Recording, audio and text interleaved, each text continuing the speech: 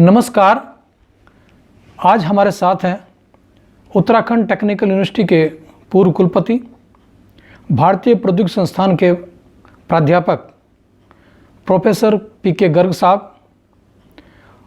पीके गर्ग साहब, आपका बहुत बहुत स्वागत है। और जैसा कि इस देश में नई शिक्षा नीति के ऊपर विचार मंथन चल रहा है और एचआरडी मिनिस्ट्री को लाखों ऐसे सुझाव भी आए हैं कि इस देश की एजुकेशन किस दिशा में जाए, किस तरह का पाठ्यक्रम हो। तो आप चूँकि एक यूनिवर्सिटी के कुलपति रहे हैं और भारतीय प्रौद्योगिकी संस्थान रुड़की जैसे संस्थान में आप वरिष्ठ प्राध्यापक हैं, तो आपका क्या सुझाव है कि किस तरह की एजुकेशन पॉलिसी होनी चाहिए? देखिए, सबसे पहले तो मैं आपको ये बताना चाहूँगा दर्शकों को कि हमारा जो देश है वो बहुसंख्या वाला देश है और यूनाइटेड नेशन की रिपोर्ट ने भी ये कहा है कि 2020 के अंत तक हमारे यहाँ यंग पॉपुलेशन जिसकी एवरेज एज 29 इयर्स होगी वो मेजॉरिटी में होगी, जबकि चाइना में यही एज 39 होगी, कोरिया में ये एज 47 इयर्स की होगी। और ये भी प्रेडिक्शन की है कि 2030 तक भारत जो है वो प्रथम देश होगा जो कि 29 इयर्स की एज में यंगेस्ट पॉपुलेशन होगी। तो इसके लिए ये बहुत ज़रूरी है कि हम इस यंगेस्ट पॉपुलेशन को किस तरह से एक सही दिशा दें, किस तरह से एक क्वालिटी एजुकेशन दें, ताकि हमारे देश की जो इकोनॉमी है वो जो हमारे honourable prime minister Modi ji का सपना है कि 2030 तक भारत को 10 ट्रिलियन US डॉलर की इकोनॉमी बनाना है, वो सपना पूरा हो सकता है। क्योंकि मेरा अपना मानना है कि एजुकेशन से ही इकोनॉमिक ग्रोथ पॉसिबल है, संभव है। जी सर। पूर्व प्रधानमंत्री डॉक्टर मनमोहन सिंह ने सर अपने कार्यकाल में एक कौशल एजुकेशन की बात की थी, टेक्निकल एजुकेशन की बात की थी और मैन पावर की बात की थी। और पूरे वर्ल्ड में करीब 5 करोड़ मैन पावर भारत की ओर से प्रशिक्षित करने का, पूरे देश दुनिया को मैन पावर देने की बात उन्होंने की थी। और वो सपना आगे, वो प्रोजेक्ट अभी भी जारी है। तो क्या आप मानते हैं कि जो भारत है वो टेक्निकल एजुकेशन में विश्व को दिशा और दशा दे सकता है? देखिए, मेरा मानना है कि ये सब चीज़ें नई एजुकेशन पॉलिसी के अंदर बहुत अच्छी तरीके से कवर की गई हैं और माननीय एचआरडी मिनिस्टर निशंक जी ने एक बहुत परिश्रम करके, एक बहुत मेहनत करके इसको एक स्वरूप दिया है जो कि अभी आगामी कैबिनेट की मीटिंग में प्रस्तावित है, न्यू एजुकेशन पॉलिसी। इसके अंदर बहुत सारी ऐसी चीज़ें हैं जिसमें skill based, practical based students को जो हमें एजुकेशन देनी है, जिससे कि हम उनको एक इंडस्ट्री के लिए तैयार कर सकें, ऐसी मैन पावर हम तैयार कर सकते हैं। इसके साथ साथ इस एजुकेशन पॉलिसी में बहुत सारे अच्छे विषय हैं जो लिए गए हैं। और इससे पहले मैं ये बताऊं, मैं माननीय निशंक जी का एक आभार प्रकट करना चाहता हूं कि इस बार एजुकेशन के लिए जो 4.6% GDP हमारे देश को मिलता था एजुकेशन सेक्टर में, इस बार उनके अथक प्रयासों के कारण यह 6% मिला है। तो ये एक क्वांटम जंप है, क्योंकि जब हमारे एजुकेशन प्रणाली में सुधार होगा, उसी से हम एक इंफ्रास्ट्रक्चर में इम्प्रूवमेंट होगा, उसी से हम एक क्वालिटी एजुकेशन की तरफ अग्रसर होंगे। लेकिन सर, जैसे हम उत्तरोत्तर बढ़ने की दिशा में थे, लेकिन जो कोरोना महामारी आई है उससे तो पूरी तरह से ब्रेकडाउन हो गया है और आज हम लॉकडाउन के कारण पिछले 40-50 दिनों से घर में बैठे हैं और उससे एजुकेशन सिस्टम भी पूरी तरह से प्रभावित हुआ है।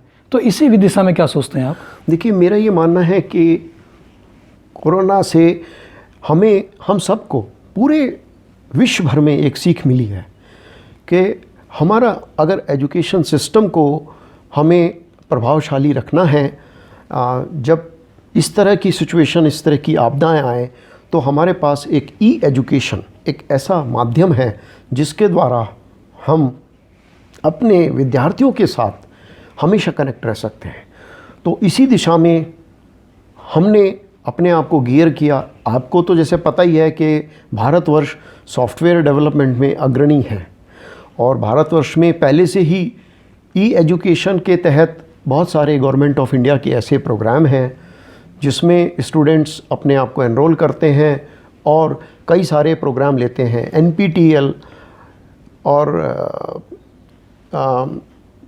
दीक्षा प्रोग्राम, ई पाठशाला प्रोग्राम और कई सारे इस तरह के बहुत सारे इस तरह के प्रोग्राम हैं जिसमें स्टूडेंट्स अपने आप को एनरोल करके और अपनी नॉलेज को बढ़ाते हैं।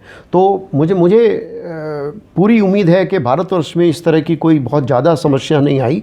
शुरू में इस सॉफ्टवेयर के द्वारा एजुकेशन देने में कुछ समस्याएं आईं, पूरे देश में आईं, लेकिन हम अब की डेट में पूरी तरह से सक्षम हैं ई एजुकेशन के लिए। जिज्ञासा थी वो ये कि इस देश में पहले हैजा, प्लेग इस तरह की महामारी होती थी और वो संक्रमण ही था एक तरह का, और लेकिन जो डेवलप्ड कंट्री हैं, जो विकसित देश हैं, उनमें इस तरह की बीमारी बहुत कम थी। पहली बार ऐसा हुआ है कि सबसे ज़्यादा प्रभावित विकसित देश हुए हैं इस कोरोना के कारण। तो क्या हम लोग जो बुलेट ट्रेन की बात करते हैं, हम जो चांद पर जाने की बात करते हैं, तो क्या इस तरह की वैक्सीन बनाने में हम सक्षम नहीं हो पाए हैं? तो आप इस बात को किस दृष्टि से देखते हैं? देखिए, पूरे वर्ल्ड में इस तरह की रिसर्च चल रही है कि कोरोना को रोकने के लिए वैक्सीन बनाई जाए, उसको रोकने के लिए, उसका प्रभाव कम करने के लिए दवाइयाँ बनाई जाएँ, और इंडिया में भी इस तरह के कुछ प्रयोग चल रहे हैं और बहुत ही जल्दी हमें उम्मीद है कि हमारे मेडिकल फील्ड में जो प्रोफेशनल्स हैं, जो रिसर्चर्स हैं, वो ज़रूर कुछ ना कुछ सॉल्यूशन इस तरह का निकालेंगे। अच्छा सर, एक और मैं पूछना चाहता हूँ कि जो हमारे यूथ है, जैसे आपने कहा कि ये जो देश का जो भविष्य है वो युवाओं के हाथों में है, और हम ये कह सकते हैं कि विवेकानंद जैसे युवाओं की दृष्टि में ही ये भारत अगर आगे बढ़ सकता है। तो आप चूँकि लॉकडाउन है, लॉकडाउन में आज सब लोग घर पर बैठे हैं, तो हमारा युवा भी घर पर बैठा है, उसकी एनर्जी कहीं कंज्यूम नहीं हो रही है, तो उसको किस तरह से अपनी दिनचर्या रखनी चाहिए, किस तरह से उसका पठन पाठन हो ताकि वो इंगेज रहे और इस देश की जो एनर्जी है वो बर्बाद ना हो? देखिए, मेरा इस देश के यूथ स्टूडेंट से यही कहना है कि इस लॉकडाउन के पीरियड में बिल्कुल निराश ना हो, बिल्कुल हताश ना हो, बोर ना हो। बहुत सारे ऐसे तरीके हैं जिसमें आप अपने आप को पूरा दिन एंगेज रख सकते हैं। आज की तारीख में बहुत सारे, इंटरनेट एक ऐसा मीडियम है जिसके साथ आप जुड़े रहते हैं। बहुत सारे ऐसे प्रोग्राम हैं, ई लर्निंग कोर्सेज़ हैं, जिसमें आप रजिस्ट्रेशन करा करके अपने सब्जेक्ट के अलावा और भी जो आपके इंटरेस्ट के सब्जेक्ट हैं उसमें आप सीख सकते हैं।